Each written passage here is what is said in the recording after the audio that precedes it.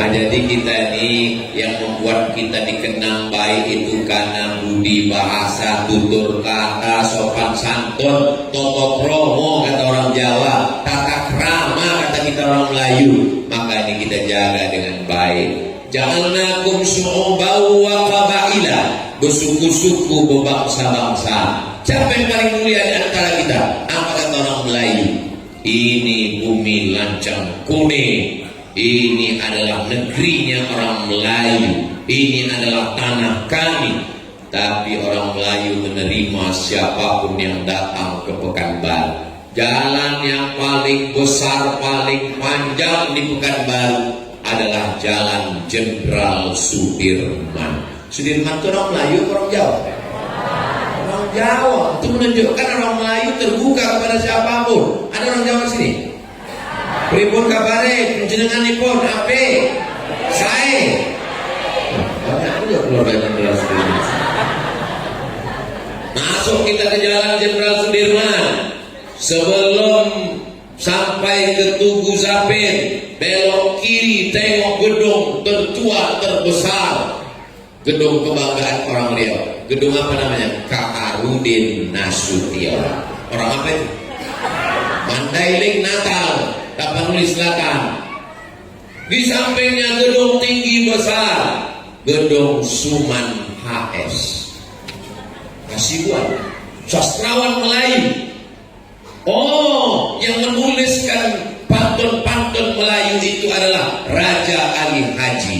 Raja Ali Haji Bugis, Makassar. Artinya apa? Siapapun yang datang ke bumi Melayu ini, selama dia berbahasa Melayu, di mana bumi dipijak, di situ langit dijunjung. Di mana jantan bertanya, di situ perempuan bertudung. Begitulah kita tinggal di bumi Melayu ini. Maka apapun suku, Pekanbaru penduduknya 1,2 juta orang. Suku yang paling banyak nomor 1 Minangkabau, nomor 2 Jawa, nomor 3 Melayu. Ustaz tahu dari mana? Datanglah ke sensus penduduk. Saudara ini dimuliakan Allah Subhanahu wa taala. Artinya kita sudah bersama membaur, dan kita semua yang paling mulia. Inna akramakum indallah, yang paling mulia di sisi Allah bukan suku, tapi atqakum, orang yang paling takut, yang paling takwa. Maka tanamkanlah ke dalam diri anak kita takut sama Allah, takut sama CCTV, mati dimakan tikus kabel. Takut sama KPK, orang KPK pun tidur. Takut sama polisi, polisi juga manusia. Tapi kalau takut sama dia, siapa dia? La ta'khudhuhu sinatun.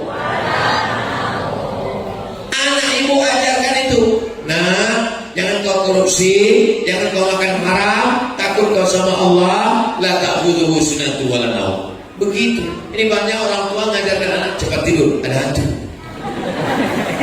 Nah, itu maka orang kita dipercaya sama hantu. Saudara yang dimuliakan Allah Subhanahu wa taala. Apa nih Ustaz? Oh, pertanyaan. Patutlah datang pertanyaan. Rupanya 15 menit lagi waktu habis. Saya sudah daftar umroh, tapi duit belum ada terkumpul. Maksudnya baru bayar DP mau berangkat umroh. Mohon doanya supaya istri dimudahkan. Istri sudah daftar umroh. Mudah-mudahan doanya supaya istri dimudahkan untuk umroh. Nanti di akhir majelis kita sama berdoa supaya semua hajat-hajat kita dimudahkan Allah SWT. Bagaimana hukum jual beli online yang tidak langsung terlihat barangnya, selama transaksi itu tidak mengandung 3. Pertama, tidak ada gharar, gambling, judi tak jelas. Yang kedua, tidak ada zulm, aniaya.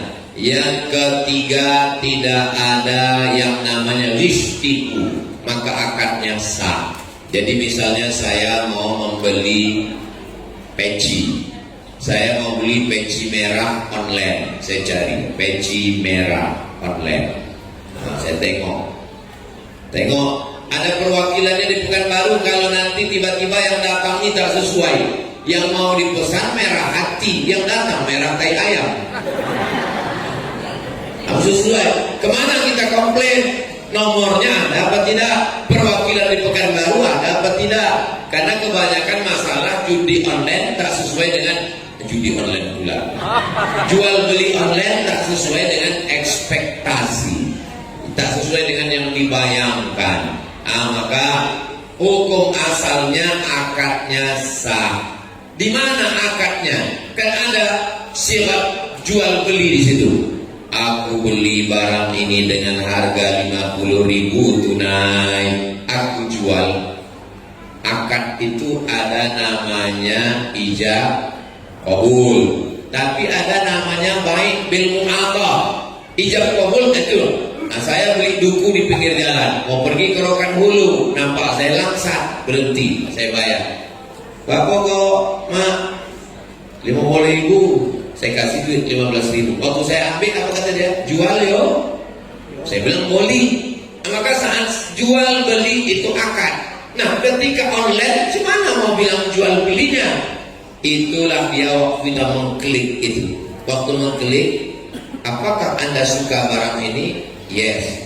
Apakah ukurannya cocok nomor 9? Yes. Apakah warnanya sesuai dengan keinginan Anda? Yes. Nanti kalau tidak sesuai komplain ke nomor ini, yes. Perwakilan kami di Pekanbaru ada di Jalan Purwodadi dekat Masjid Al-Ansor. Iya pindah ya. Makanya nipu dia. Yes. Saat kita mengokekan semua itu, itulah. Tapi kalau yang menjual penipu, ada unsur ristipu, ada unsur horor tidak jelas gambling, ada unsur zulm aniaya, jangan. Maka cerdas bermedsos. Apalagi kalau sampai akad nikahnya medsos. Pas datang yang dipesan hitam manis, yang datang hitam metalik. Bagaimana menyikapi teman yang beda mazhab? Saya jangankan beda mazhab, beda agama datang ke rumah saya. Banyak tamu beda agama datang ke rumah. Datang orang beda agama, pas kami acara baca doa. Bapak, mohon maaf Pak Ustaz, saya Katolik katanya. Bapak duduk dulu sini. Duduk di sini, datang Habib, kata Habib kalau mau ikut sholat, nggak apa-apa juga kan tinggal login aja. Masalah sunat nanti kita atur. Bapak dulu sini, kami sholat dulu. Nanti habis sholat baru kita duduk bersama. Beda agama aja bisa, masa beda mazhab? Beda mazhab, mazhab apa? Mazhab Maliki. Mazhab Maliki kalau bersentuh laki-laki perempuan tak nafsu tak batal. Kalau mazhab Syafi'i batal. Berkawanlah saya sama orang mazhab Maliki. Terus kemudian saya mau pergi bersentuh kebetulan saya orang salaman, saya udah tahan gini. Kadang orang-orang salaman saya jauh, jadi dekat-dekatnya belajar tenang dulu, batal. Lalu saya wudhu lagi, dia tidak wudhu lagi, dia tidak saya salahkan, karena Maliki juga masih ahlus sunnah wal. Empat imam mazhab ahlus sunnah semua, Imam Hanafi, Imam Maliki, Imam Syafi'i, Imam Hambali, ahlus sunnah wal jamaah. Apa masalahnya? Yang jadi masalah beda mazhab, dibid'ah-bid'ahkannya kita. Jadi masalahnya bukan pada mazhabnya, bedanya itu adalah dia membid'ahkan kita. Saya 2 tahun tinggal di mazhab Maliki. Di mana? Waktu di Maroko. Maroko itu mazhabnya Maliki. Bagaimana mazhab Maliki itu Pak Ustaz? Kalau sholat tangannya lepas ke bawah. Allahu Akbar. Tapi saya sholat di belakang tetap begini. Tidak pakai bismillah.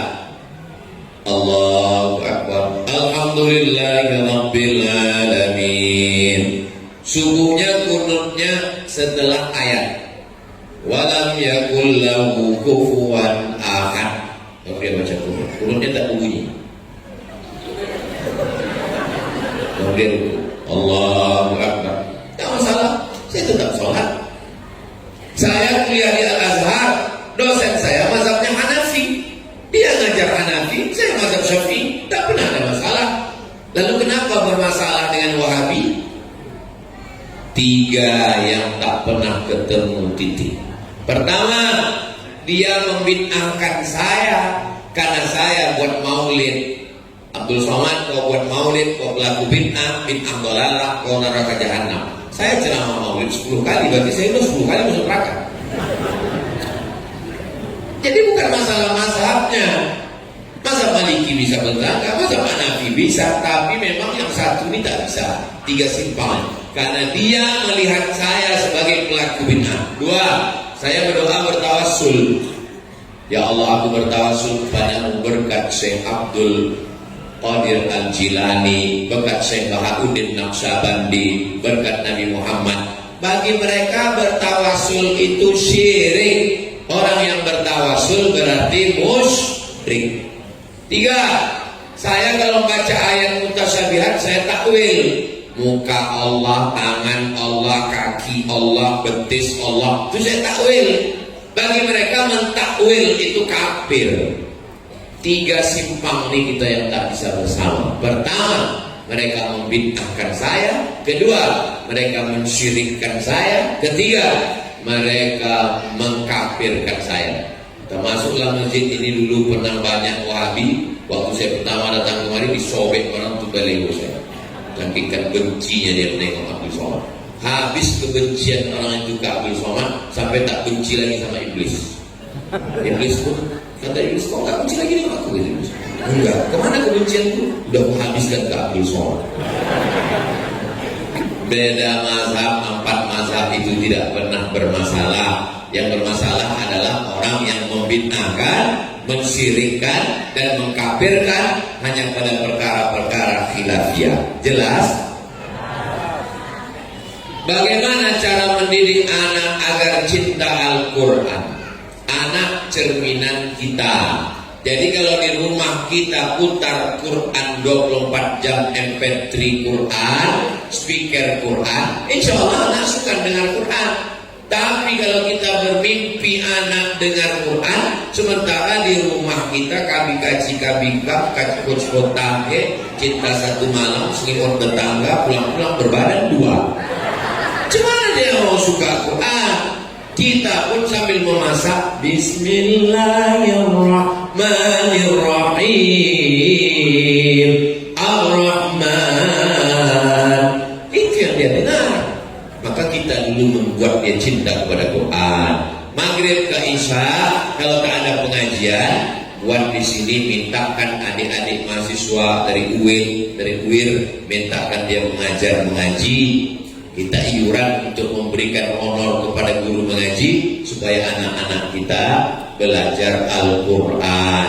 Di rumah ayahnya baca Quran. Tapi orang tuanya juga baca Quran. Anak-anak kita bisa disuruh baca Quran. Ayah nggak baca, ayah sudah dewasa. Tak bisa begitu. Anak-anak ini mesti kita tenteng tangannya, kita ambilkan, kita membelikan Quran. Ini hari lahir kau nak, aku ingin kau baca Quran. Belikan Quran besar, ada Qurannya, ada tajwid berwarna, ada makna kosakata, ada tafsirnya, ada asbabun nuzulnya. Kasih ke dia, bukakan. Untuk istri kasihkan. Sini anak baca. Selesai anak baca. Istri baca. Anak paling kecil baca Iqra. Udah selesai kalian baca, udah tutup. Ayah nggak baca, udah mau masuk waktu Isya. Padahal ayahnya rupanya baru Iqra 1. Kepala rumah tangga jangan malu, cari guru mengaji, minta sama Ustaz Allah, Ustaz kasih saya guru mengaji privat untuk 4 mata sama saya. Ini mengangkat martabat saya juga ini. Apakah boleh merayakan Maulid Nabi dan Isra Mi'raj?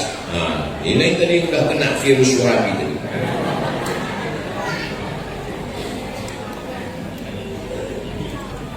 Maulid Nabi masih fokus atau tidak? Masih konsen? Tanggal 10 Zulhijjah kita puasa atau tak puasa? 10 Zulhijjah. 10 Muharram puasa atau tak puasa? Puasa. Kenapa kita puasa 10 Muharram? Karena Allah, kalau saya bertanya, kok saya jawab? Itu saya jawab sendiri. Saya nggak pernah mempermalukan jamaah. Kenapa kita berpuasa 10 Muharram?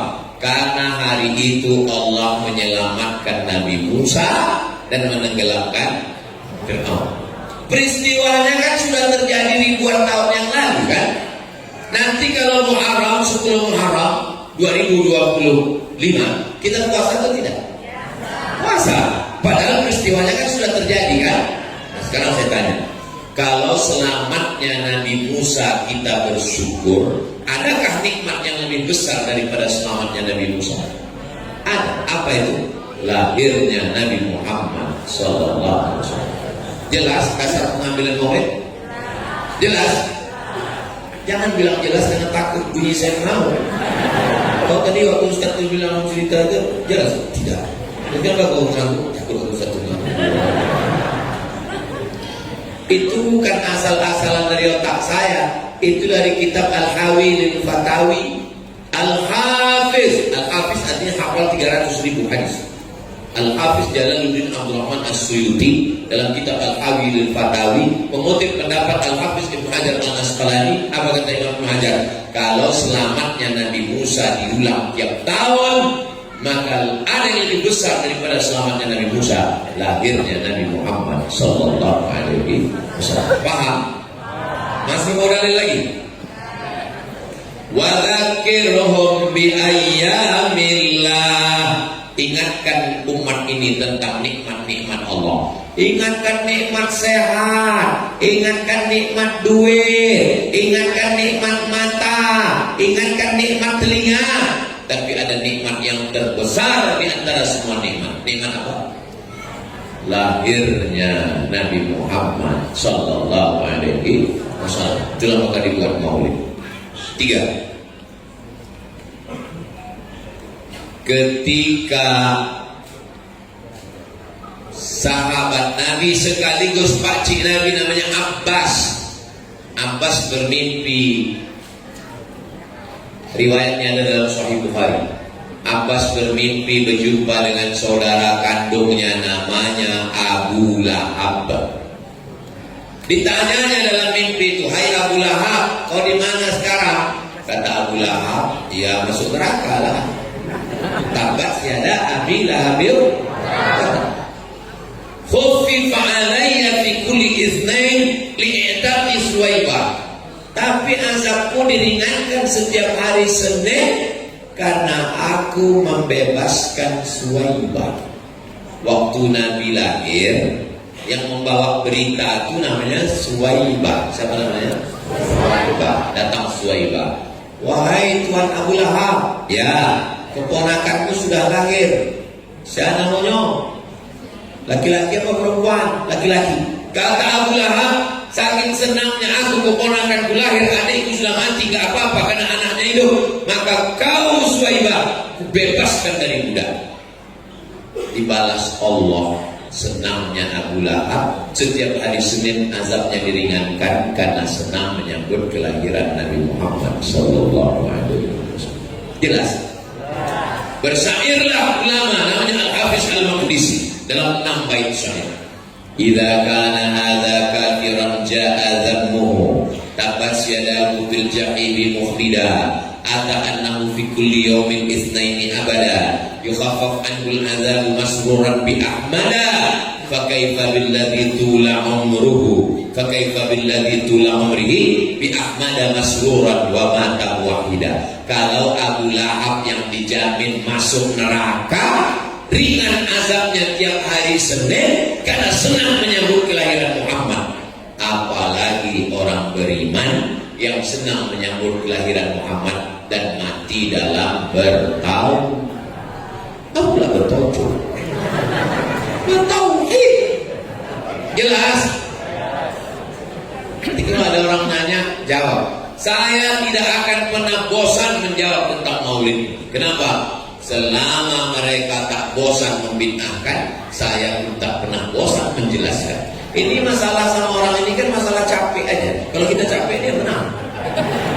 Kalau capek kita, misalnya saya tadi ditanya, "Ustaz tentang maulid," aku udah capek dah, menang dia. Makanya maulid, saya jawab terus. Begitu juga maulid. Kalian jamaah Ansor tak buat maulid. Kami udah capek.